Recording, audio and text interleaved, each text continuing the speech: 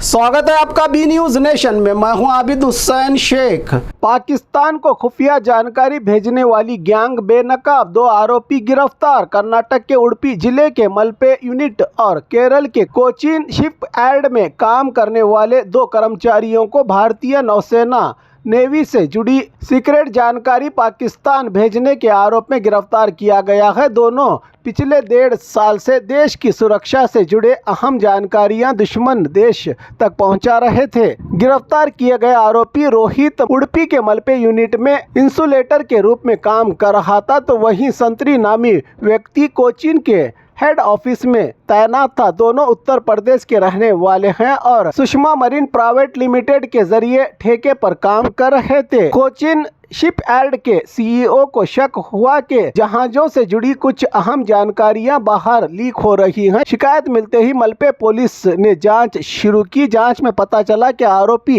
WhatsApp और Facebook के जरिए सीक्रेट जानकारी भेज रहे थे दुश्मन मुल्क को। इसके बदले उन्हें रुपये भी मिल रहे थे। उन्होंने नौसेना नेवी के जहाजों और टगा बोट्स से जुड़े कई महत्वपूर्ण फाइलों की जानकारियां साझा की थी। पुलिस ने दोनों को गिरफ्तार कर कोर्ट कस्टडी में भेज दिया है। मामले की जानकारी अब सेंट्रल एजेंसियों को भेज दी गई है। ಬೇರೆ ಕಂಟ್ರಿಯಲ್ಲಿರುವಂತಹ ವ್ಯಕ್ತಿಗಳಿಗೆ ಶೇರ್ ಮಾಡಿ ಅದರಿಂದ ದುಡ್ಡು ಪಡ್ಕೊಂಡಿದ್ದಾರೆ ಅಂತ ನಮಗೆ ಅನುಮಾನ ಇದೆ ಅಂತ ಹೇಳಿ ನಮಗೆ ಕಂಪ್ಲೇಂಟ್ ಕೊಡ್ತಾರೆ.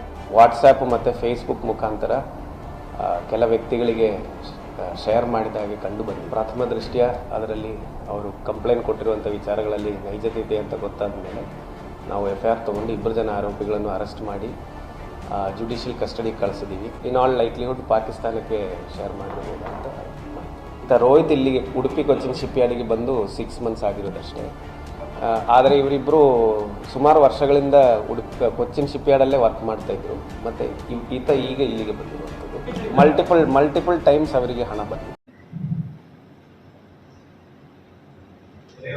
ಇದು ಕೇಸ್ ಕೊಟ್ಟಿದ್ದು 19 ಈಗ ಮೊನ್ನೆ ಕೇಸ್ ಕೊಟ್ಟಿರೋದು. ಅದಾದ್ಮೇಲೆ ನಾವು ಈ ಹೇಳುವ ಆರೋಪಗಳನ್ನು ನಾವು ತನಿಖೆ ಮಾಡಿ ಕನ್ಫರ್ಮ್ ಮಾಡಬೇಕಾಗ್ತದೆ. ವಿತೌಟ್ ದಟ್ ನಮಗೆ ಅರೆಸ್ಟ್ ಪ್ರೊಸೀಜರ್ ಮುಂದುವರಿಸಕ್ಕಾಗ್ತದೆ.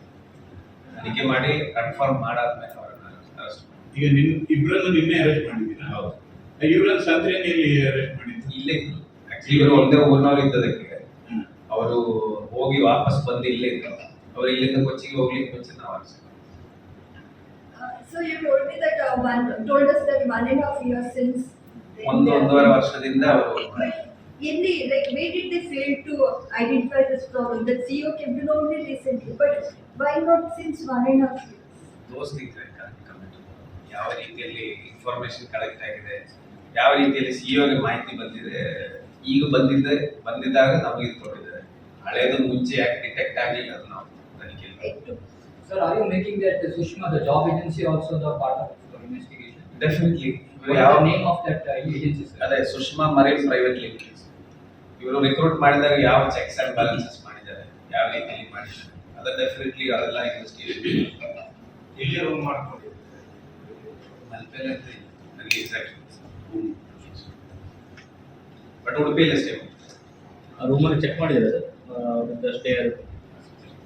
ಇಬ್ರು ಸಹ ಸುಷ್ಮಾ ಮರೀನ್ ಪ್ರೈವೇಟ್ ಲಿಮಿಟೆಡ್ ನ ಎಂಪ್ಲಾಯ್ ಕಾಂಟ್ರಾಕ್ಟ್ ಬೇಸ್. कोचीन के कॉन्ट्रैक्ट पे। और खबरों के लिए देखते रहिए बी न्यूज नेशन।